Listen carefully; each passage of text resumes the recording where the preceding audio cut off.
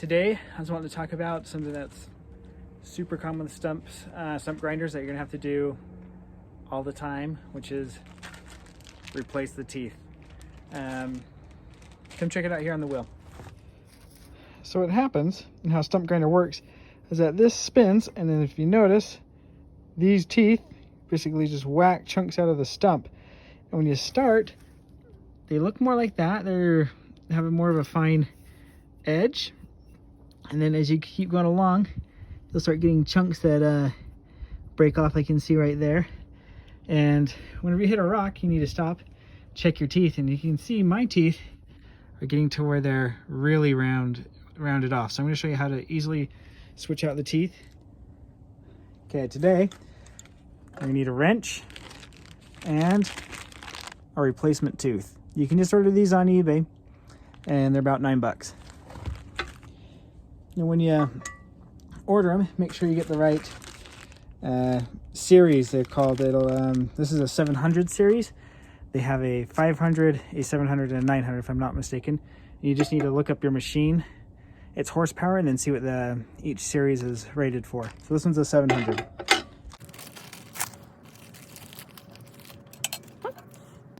This is the screw head. So you come down here, adjust your wrench to about where you want it.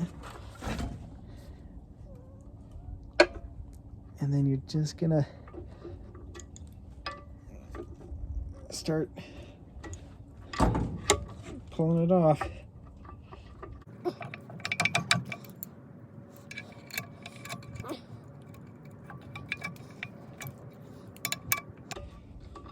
And what will happen is you're starting to grind. You'll notice sometimes you'll have sparks. That means you've hit a rock. When that happens, just stop the head, check the teeth real quick, and see if any of them have chipped or broken off. If they've chipped, see if you can move the chip so that it's facing away from where it's cutting. But if you can't, you're gonna have to get in here and get a new tooth on. And it's pretty simple. So in your package, you're gonna have basically the tooth, which you can see is circular and has a nice sharp edge. This goes on there just to keep to give you the right distance, keep it tight. And then here's that nut. So it goes tooth in like that and spin it until it locks. And then take your little ring, slide it in, and then lastly take the nut until you can't twist it anymore, and then just tighten it up. And on these teeth, when you screw them onto the wheel, you can put them in, you can kind of rotate it once it gets dull on one side. You can do that about 3 times. Now some people say you got to keep your teeth super sharp, and it's nice when they're sharp, but to me they get dull really quick, and they're, like I said, $9 a piece, and this wheel has I think 18 of them. So to me it's not economical to always just be switching them out every time they get a little dull.